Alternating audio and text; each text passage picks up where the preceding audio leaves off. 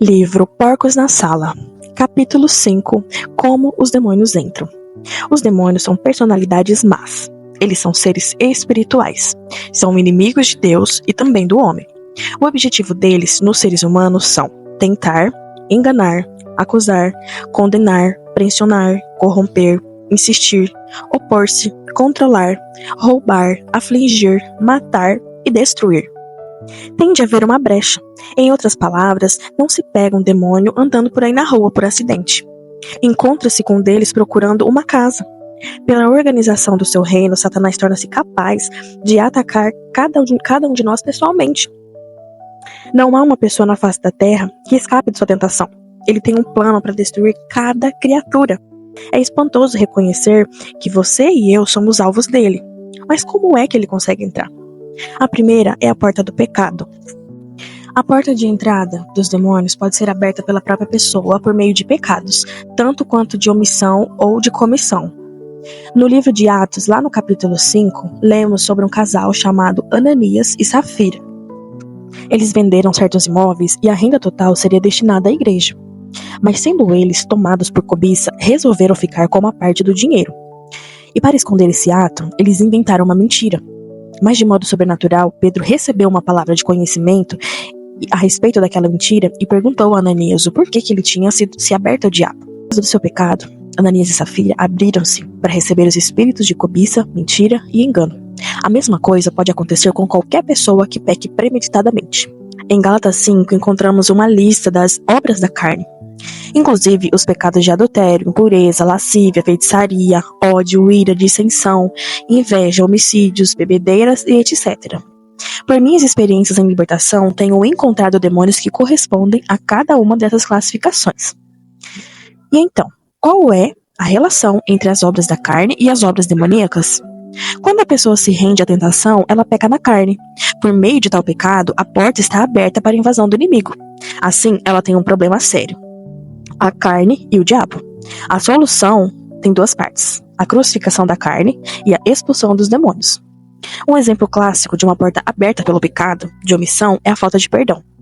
No caso do servo, lá em Mateus 18, ele foi entregue aos verdugos, ou seja, aos atormentadores, por não ter perdoado seu colega, depois que ele mesmo foi perdoado por seu rei.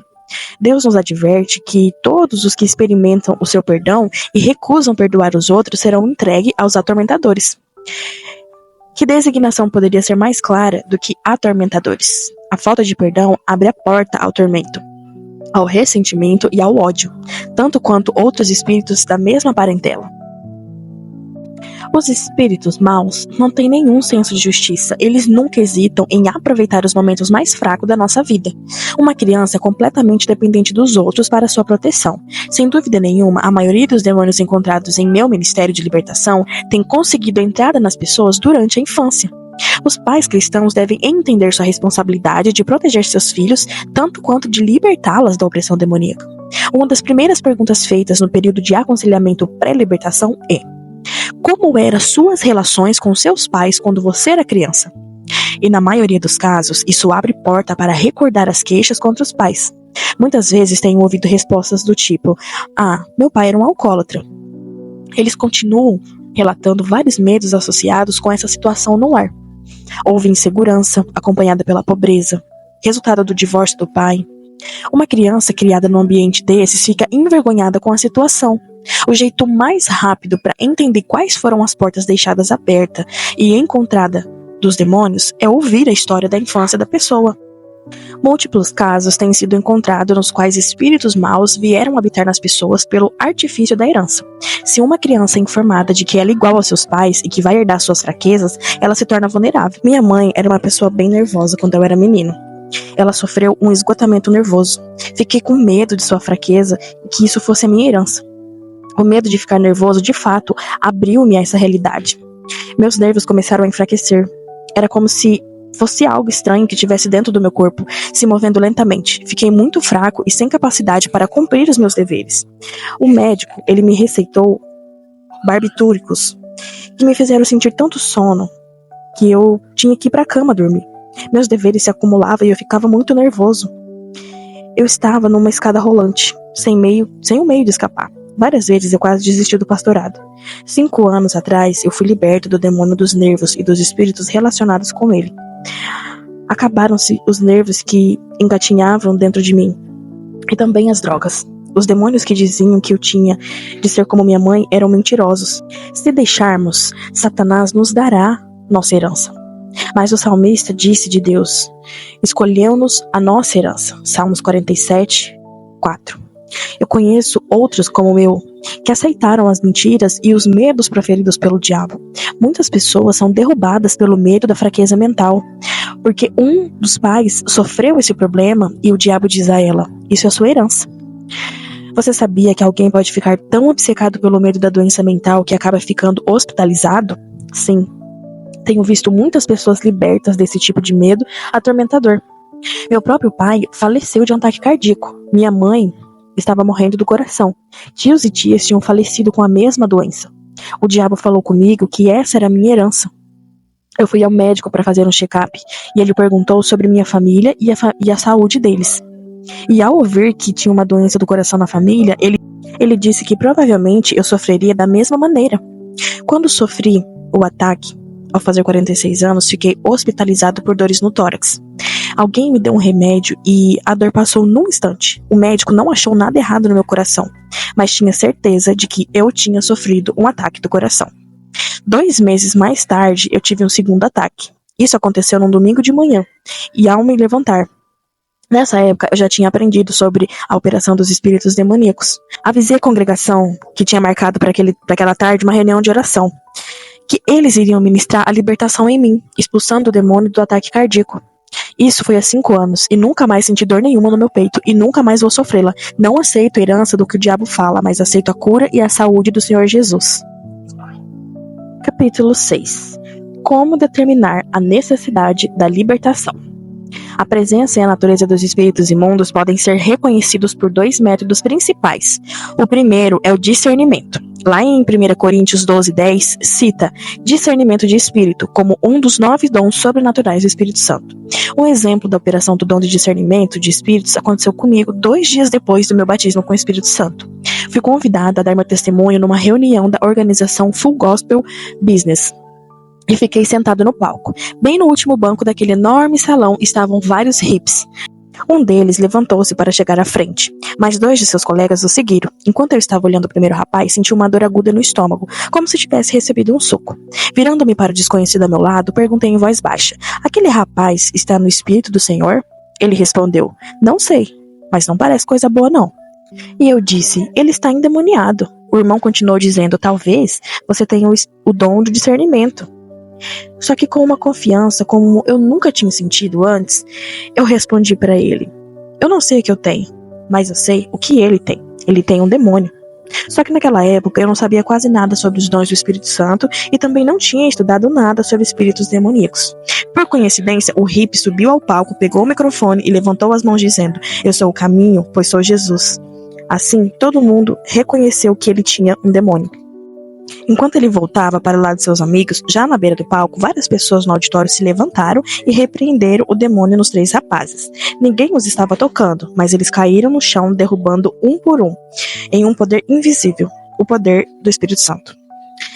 Eles foram levados para fora do salão. O resultado daquele incidente foi a conversão de vários membros do grupo hippie, pois os 3 rapazes eram os líderes do grupo.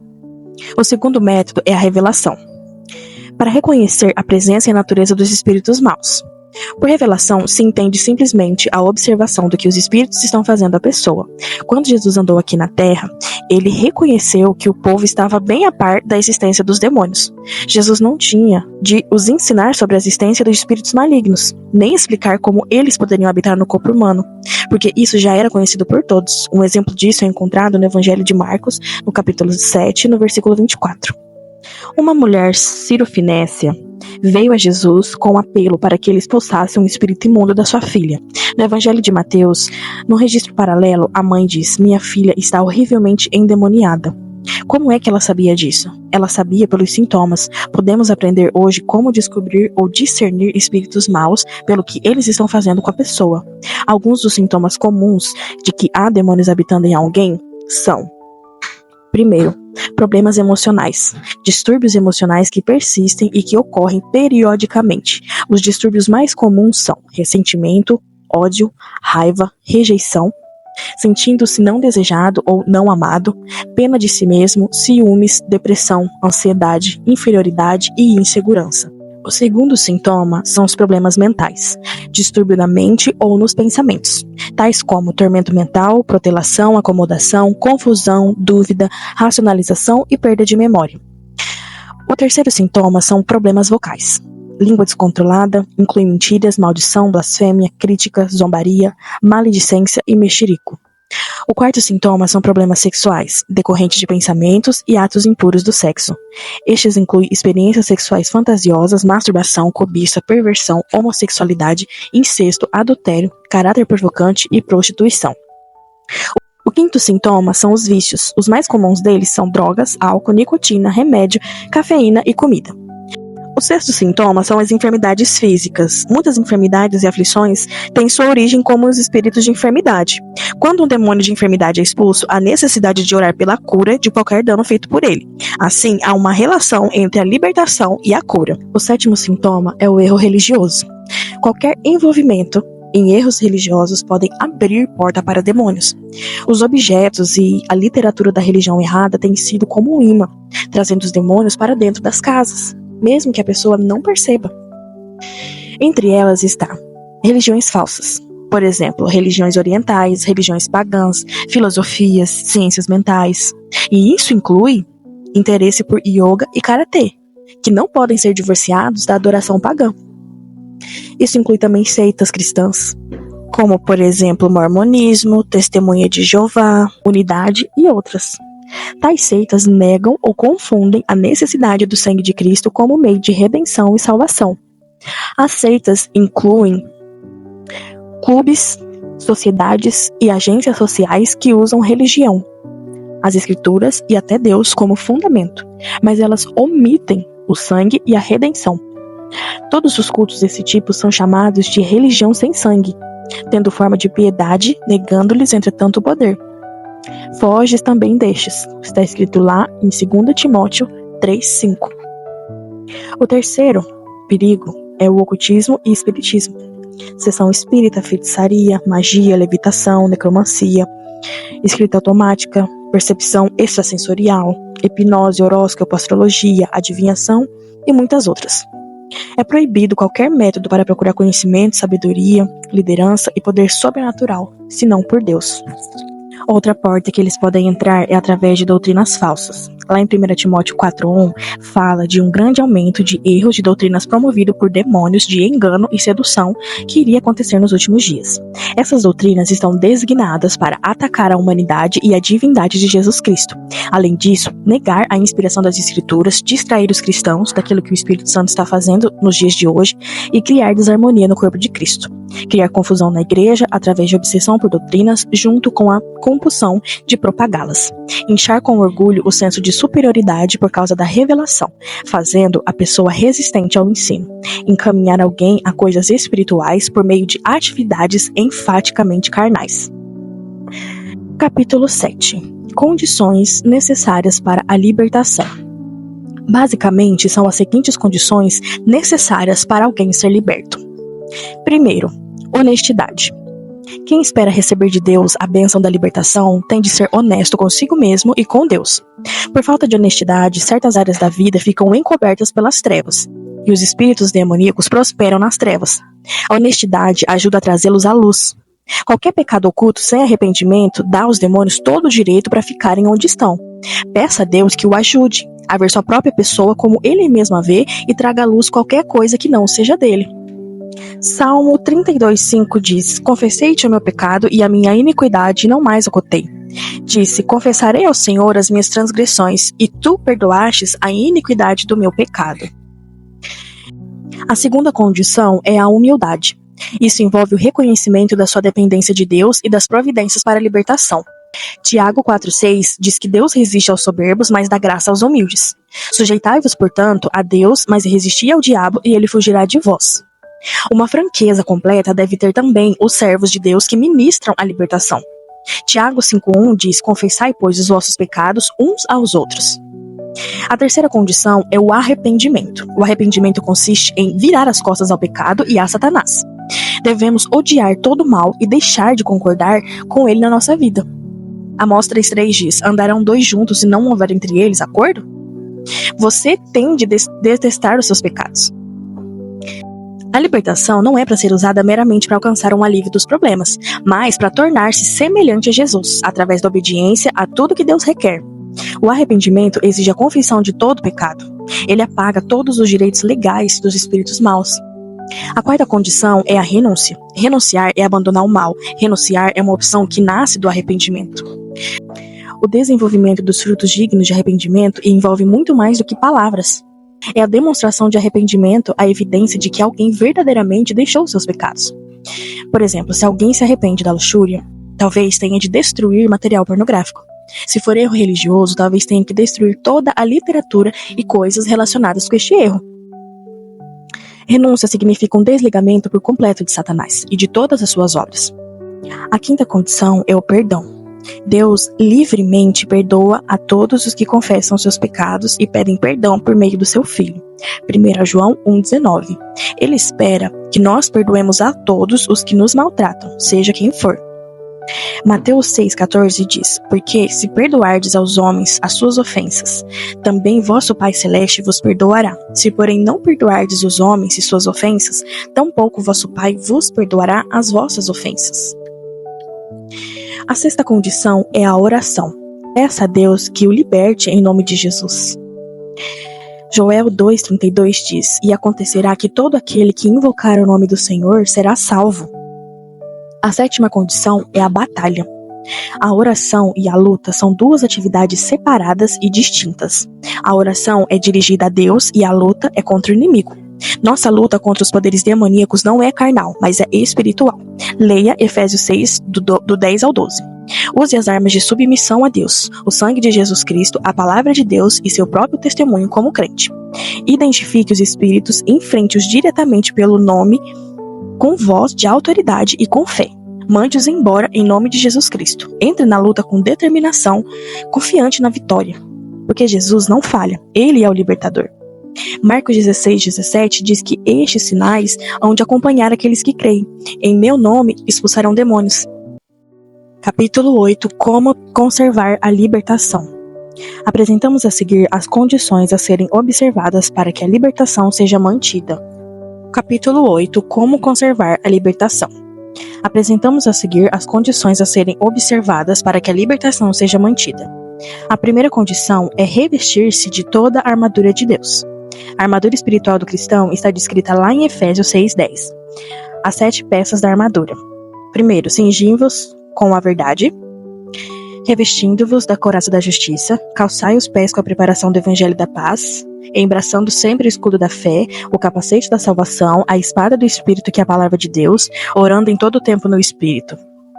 Preste atenção especial ao capacete da salvação, para a proteção de seus pensamentos. Muitas vezes os demônios atacam os pensamentos para ganharem uma entrada. Tome cuidado com qualquer pensamento negativo. Ele vem do inimigo. Separe os pensamentos dele e os seus. Recuse os pensamentos dele e substitua-os por pensamentos positivos e espirituais. Resista ao diabo desde o seu primeiro sinal de ataque. A segunda condição é a confissão positiva. Declarações negativas caracterizam a influência demoníaca.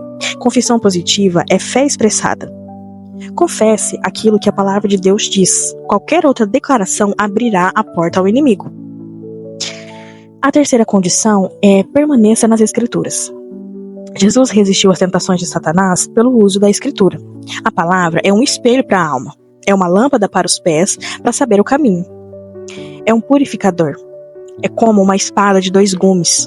Ela é alimento para o espírito. Ninguém pode conservar sua libertação por muito tempo sem que a palavra de Deus seja um fator primário na sua vida. A quarta condição é crucificar a carne.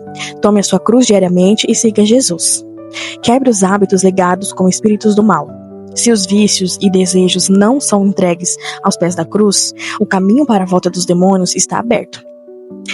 A quinta condição é desenvolver uma vida de louvor e de oração contínua. O louvor cala o inimigo. O louvor não é uma atitude do coração, mas é a expressão de gratidão a Deus. A adoração, a alegria através do falar, cantar, dançar, tocar instrumentos, bater palmas, orar no espírito e também no entendimento.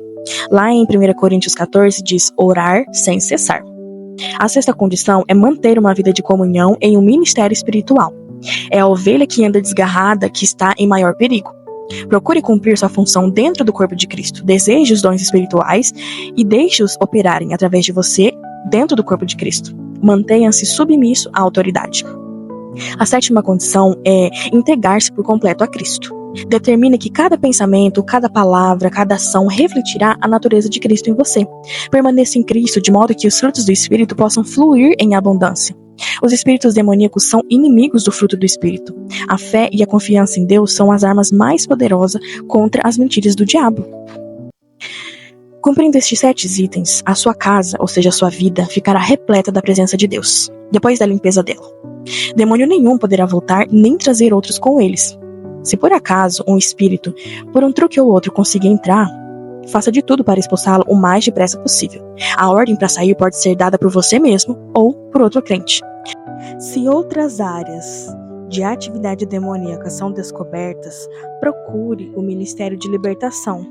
Jesus já nos tornou possível uma libertação total. Ande libertado diariamente. Não aceite menos do que isso.